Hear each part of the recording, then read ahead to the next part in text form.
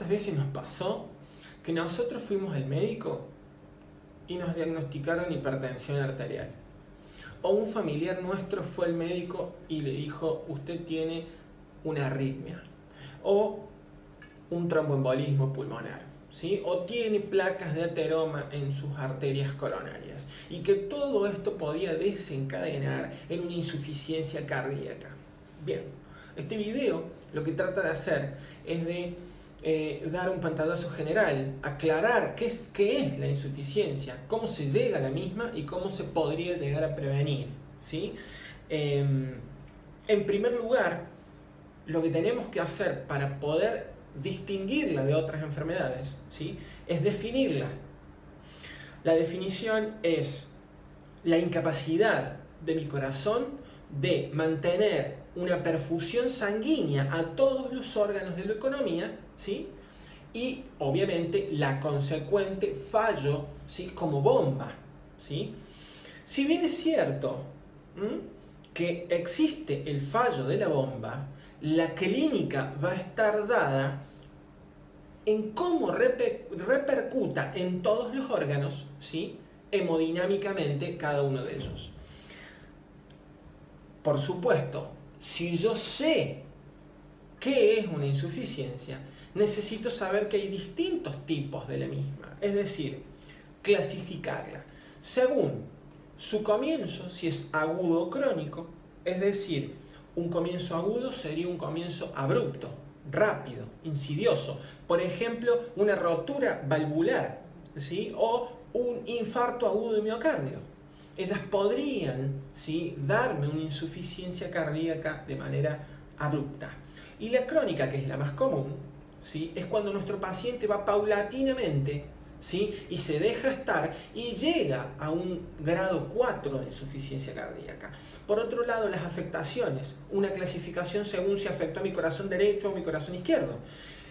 En la afectación izquierda, ¿sí?, el líquido que debería de ser correctamente bombeado hacia la circulación sistémica se regurgita hacia mis pulmones. Es decir, que la afectación estaría centrada en mis dos pulmones.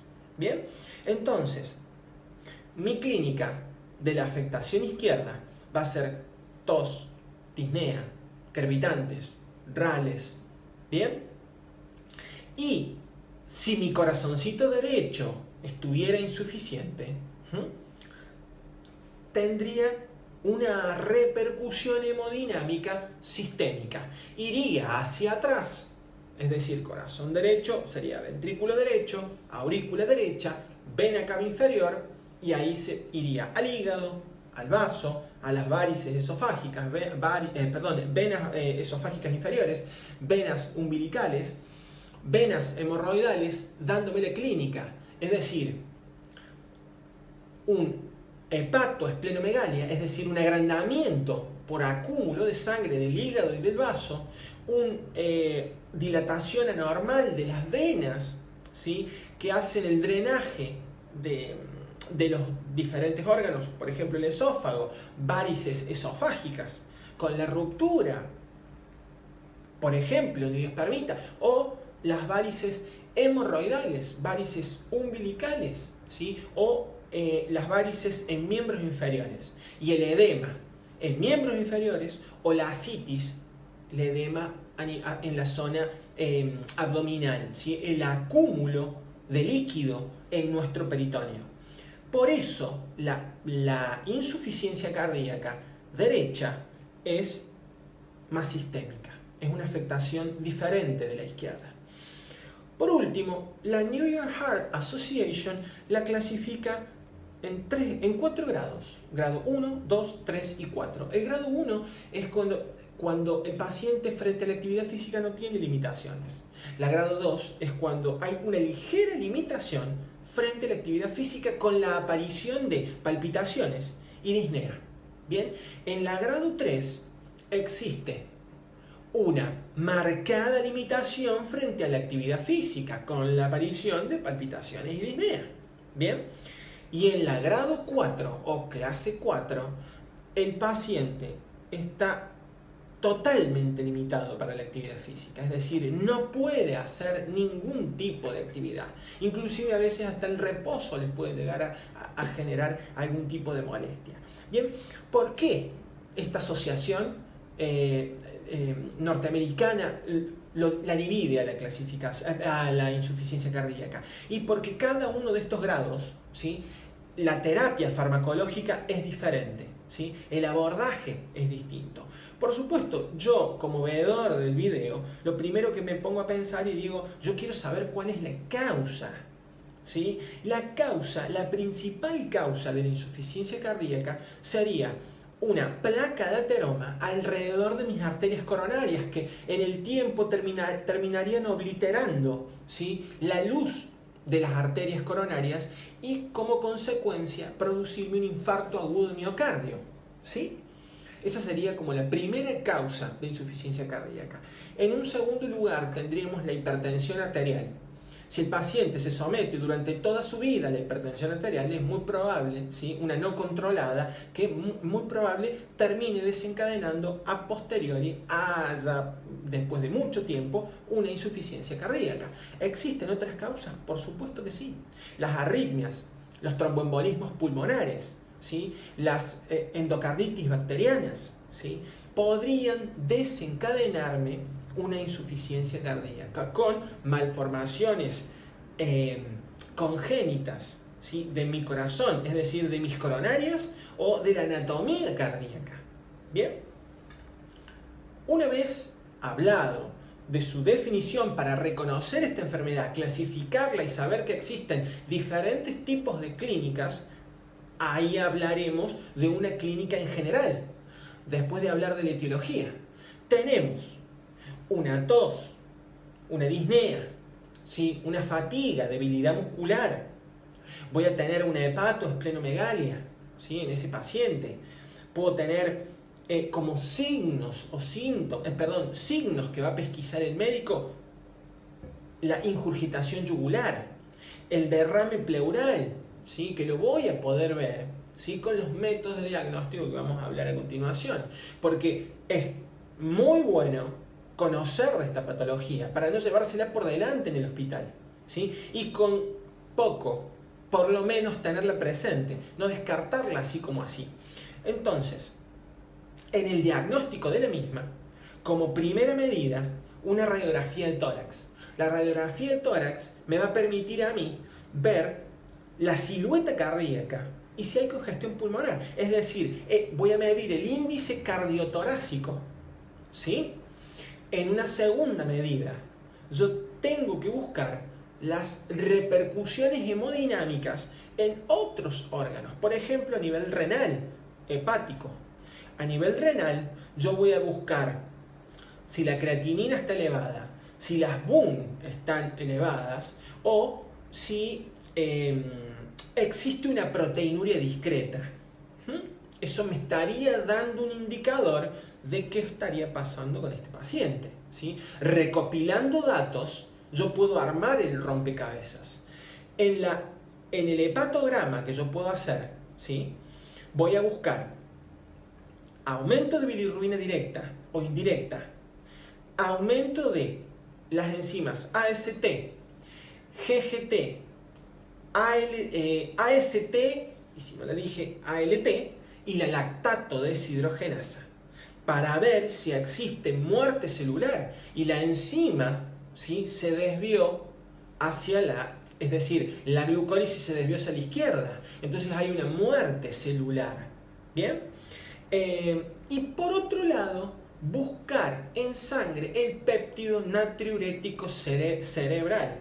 Se lo llamó cerebral porque cuando se lo descubrió en porcinos, ¿sí?, en cerdos, que era liberado por el cerebro. Entonces se creyó que el ser humano hacía lo mismo, pero no, lo liberan los ventrículos, ¿bien?, frente a el aumento de la presión arterial. Bien, entonces, si yo doso péptido natriurético cerebral, yo hago el diagnóstico de insuficiencia cardíaca. Y por último, si todo esto me dejó alguna duda, yo voy a buscar en un ecodoppler. ¿Qué voy a buscar en el ecodoppler? Si existe un flujo turbulento, un flujo laminar, si la anatomía del corazón, el espesor de los ventrículos es normal o no. Y si tengo la funcionabilidad de los dos ventrículos con las fracciones de eyecciones, ¿sí?, de cada uno de ellos. Por supuesto, ¿existe un tratamiento para la insuficiencia? Claramente que sí. Hay un grupo de drogas que se dan para, como primera, segunda o tercera línea para el tratamiento de esta enfermedad. ¿Existe tratamiento no farmacológico? Por supuesto que sí. Y primero hablaremos de ese. El no farmacológico es si el paciente fuma, hay que hacerlo que deje de fumar. Si el paciente bebe alcohol, tiene que dejar de beber alcohol. Si es diabético, mejorarle su glucemia y su perfil lipídico. Si es hipertrigliceridémico, si es hipercolesterolémico, ¿sí? Si tiene sobrepeso, volverlo a los patrones normales, ¿sí? ¿Para qué? Para que nuestro corazón no tenga que aumentar su gasto cardíaco, ¿sí?, su contractibilidad. Bien, es decir, no le voy a poner fuerzas para que se comprometa su estado con ese tipo de patologías. Es decir, si yo mejoro eso no farmacológicamente, medidas higiénico-dietéticas, yo voy a poder, ¿sí?, revertir la vía final común.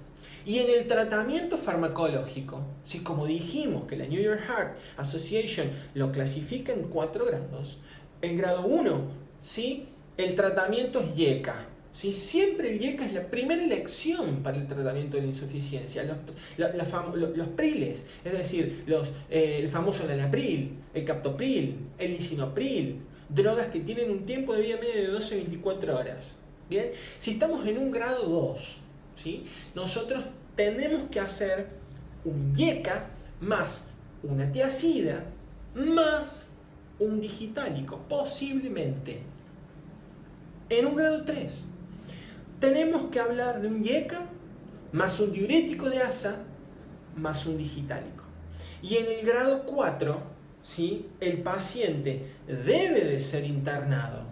Se le va a dar un diurético de asa, el nitroprusiato de sodio, la dopamina, ¿sí?, o la amrinona, ¿sí? Ese tipo de drogas va de acuerdo a cada grupo, a cada clase de insuficiencia. Bien, como dijimos que había un grupo de drogas, los IECA en primera medida, que ya los mencioné, los ARA, que son los sartanes, ¿sí?, valsartán, el losartán. Después tenemos los digitálicos, los beta bloqueadores, los diuréticos como la furosemida, la espironolactona, que obviamente cada uno de ellos también tendrá que ver si mi paciente es un insuficiente cardíaco con insuficiencia renal, guarda. Y si es un insuficiente cardíaco y es embarazadita mi paciente. ¿Está bien? Entonces son diferentes tratamientos. Y después también podemos hablar de los vasodilatadores o de una droga nueva, como por ejemplo el sacubitril, ¿sí?, aprobado ya por el 2015, sacubitril más valsartán, que la idea de ellos, ¿sí?, es ser antihipertensivos, bloqueadores de la neprilcina. Bien, no excedería el objetivo de este video a hablar de la función de cada uno de esos fármacos, ¿sí?, pero tener muy en cuenta, ¿sí?, que esto es una patología común, ¿sí?, y que hay que saber pesquisarla. Existen otros tratamientos, por supuesto, si el paciente está en un grado 4 y cumple con los requisitos, ¿sí?, para un trasplante cardíaco, y bueno, existe la posibilidad de un trasplante cardíaco, ¿sí? Bien, espero que este video les haya servido y por lo menos los trate de informar. Y nunca olvidarse que los videos no son material para rendir un examen. Siempre van a servir para dar pautas, ¿sí?, o despertar tal vez gigantes dormidos. Y para los veedores, para el público no médico, llevarles tranquilidad. Les agradezco por las visitas. Si les gustó el video, lo comparten. Que tengan muy buenas tardes.